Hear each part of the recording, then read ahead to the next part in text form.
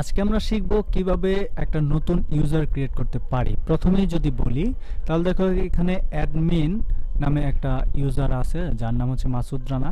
আমরা চাচ্ছি এরকম আরও একজন এই ওয়েবসাইটের অ্যাক্সেসটা পাবে একটা লিমিটের ভিতরে।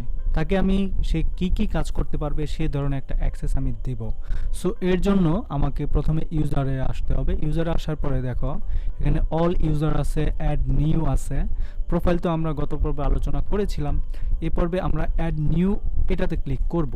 এটাতে ক্লিক করলে নতুন ইউজার আমরা ক্রিয়েট করতে পারবো, কিন্তু এর আগে আমরা অল ইউজারে যদি যাই তাহলে দেখব এখানে অলরেডি কয়টা ইউজার আমি ক্রিয়েট করছি। সো সেগুলোই আমি এখন একটা নতুন ইউজার ক্রিয়েট করব। সো তোমাদেরকে আমি দেখাবো। অ্যাড নিউতে যাব। অ্যাড নিউতে যাওয়ার পর আমরা যদি এই নিউ ইউজারের ফর্মটার দিকে তাকাই তাহলে দেখো কি করা যেতে পারে। এখানে ইউজারের একটা নাম দেব আমরা, ডেমো ইউজার নামে একটা নাম দিলাম। দেন তাদের একটা ইমেল দিলাম, demo@gmail.com। ওকে, এটা দিলাম demo@gmail.com। তারপরে একটা ফার্স্ট নেম দিলাম ডেমো, তারপর দিলাম লাস্ট নেম ইউজার, একটা ওয়েবসাইটের নাম দিলাম। ওয়েবসাইটের নাম বলতে এইটাই দিলাম, এই ওয়েবসাইটটাই দিলাম, কোনো চেঞ্জেবল দিচ্ছি না, এটার নাম দিলাম।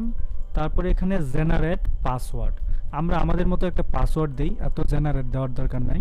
অথবা এখানে আমি যদি জেনারেট দেই দেখবেন নতুনভাবে পাসওয়ার্ড জেনারেট হচ্ছে। ওকে, দেখো ঠিক আছে।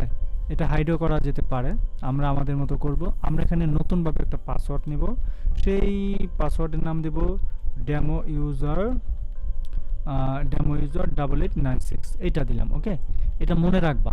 দেন confirm use of weak password, এটা আমি কনফার্ম দিয়ে সেন্ড ইউজার নোটিফিকেশন দিব। দেন রোল দিব তাকে কি সাবস্ক্রিপশন বা সাবস্ক্রাইবার না, আমি তাকে এটার ক্ষমতাটা কি দিব, সে অ্যাকচুয়ালি এই ইউজারটা ক্রিয়েট করার পর কি করতে পারবে। সাধারণ একজন সাবস্ক্রাইবার মানে হচ্ছে আমরা যখন ই কমার্স ওয়েবসাইটে লগ ইন করে কোনো পণ্য কিনি সেটাকে সাধারণত সাবস্ক্রাইবার বলে। আবার যখন আমরা ওয়েবসাইটে অ্যাক্সেস চাচ্ছি বা কন্ট্রিবিউটর, অথর বা এডিটর, তাহলে দেখবা আমরা অ্যাজ এ এডিটর বানাইতে পারি। এখানে কন্ট্রিবিউটর, অথর বলতে সে জাস্ট পোস্ট করতে পারবে, এই লেখাটা পাবে পোস্ট। ওকে, সে শুধুমাত্র ওয়েবসাইটের ভিতরে পোস্ট করতে পারবে, এতটুকুই হচ্ছে তার ক্ষমতা। আবার যদি এডিটর দেই, এডিটরের সব কিছুই পাবে, কিছু জিনিস সে অ্যাক্সেস পাবে না। ওকে, অর্থাৎ মূল অ্যাডমিন হচ্ছে অ্যাডমিনিস্ট্রেটর। আমরা অ্যাডমিনিস্ট্রেটর না দিয়ে তাকে জাস্ট আমরা অথর দিব, সে শুধু পোস্ট করতে পারবে, অথর দিলাম। দেন অ্যাড নিউ ইউজারে ক্লিক করব। দেখো এখানে একটা ইউজার ক্রিয়েট হয়ে গেছে। দেন আমরা অল ইউজার লিস্টে আসলাম। অল ইউজার লিস্টে আসার পরে এখানে দুইটা আমরা জিনিস দেখলাম, একটা রোল হচ্ছে অ্যাডমিনিস্ট্রেটর আর একটা হচ্ছে অথর। এখন আমরা এই অথরটাকেই লগ ইন করবো। ওকে, তো এই অথরটাকে যদি আমরা লগ ইন করি তাহলে কিভাবে লগ ইন করবো, দেখো এখানে অ্যাজ এ অথর হিসেবে আছে, তাই না? আচ্ছা, সো এটা আমরা একটু ঢোকার ট্রাই করি আমাদের ওয়েবসাইটে। আমরা নতুনভাবে একটা ওয়েবসাইটের নিব, লিঙ্ক নিব, সেটার নাম দেব daitlab.com/ তারপরে যদি দিই অথর দিলাম, এটা কিন্তু ইরর আসবে। দেখো ইরর আসছে, কারণ আছে, আমি বলতেছি। দেখো অথর দিলাম। তারপরে এই কারণটা হচ্ছে আমরা তো এখানে সরাসরি এই লিঙ্কটা দিলে হবে না, আমাদের কি করতে হবে বলো, আমরা অ্যাজ এ অথর হিসেবে ঢুকবো। সো অথর হিসেবে ঢুকতে গেলেও তোমাকে একটা লিঙ্ক লাগবে। সেই লিঙ্কের নামটা কি বলো তো? সেই লিঙ্কের নামটা হচ্ছে ডাইট্যাগ, তারপরে স্ল্যাশ দিয়ে আর w-admin দিয়ে ইন্টারে ক্লিক করবা। ইন্টারে ক্লিক করার পরে ঠিক অ্যাডমিনের মতোই একটা ড্যাশবোর্ড আসবে। সো এখানে ভয়ের কিছুই নাই।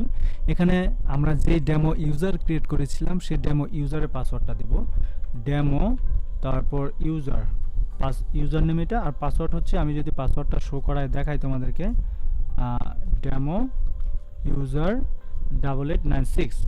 দেন এটা রিমেম্বার দিলাম, লগ ইন করলাম। লগ ইন করার পর তোমরা একটু খেয়াল করে দেখো এইখানে কি, আমি যদি তোমাদেরকে মোটামুটি পার্থক্যটা দেখাই তাহলে দেখো তোমরা কি দেখতে পাচ্ছ। হ্যাঁ, কি দেখতে পাচ্ছ, এটার ভিতরে দেখো আর এইটার ভিতরে দেখো, একটু খেয়াল করে দেখো এইখানে কি আর এইখানে কি।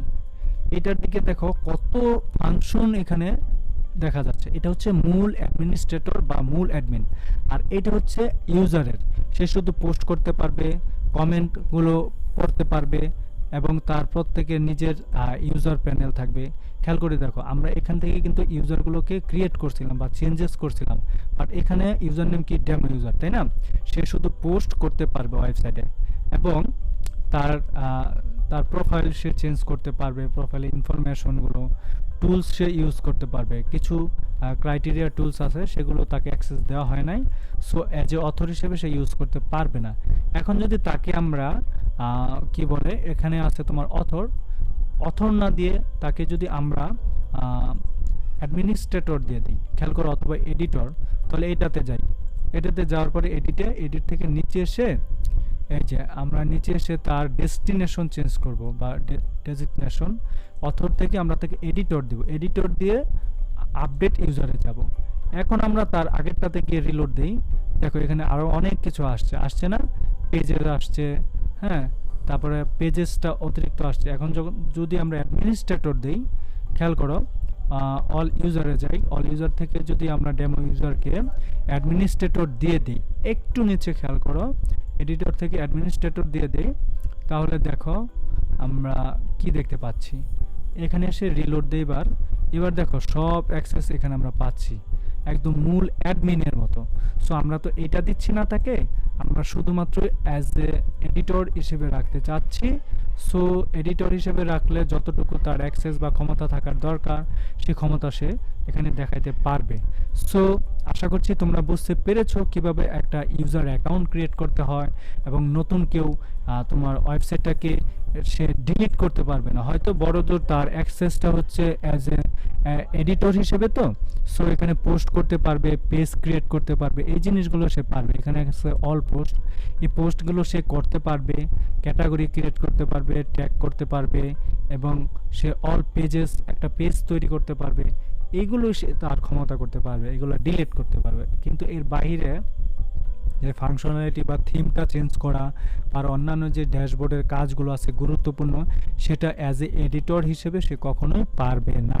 সো আশা করছি তোমরা খুব ভালোভাবে বুঝতে পেরেছো কিভাবে ওয়ার্ডপ্রেসে একটা নতুন ইউজারের অ্যাক্সেস অন্যকে দিতে হয়, সেটা খুব ভালোভাবেই বুঝতে পেরেছো।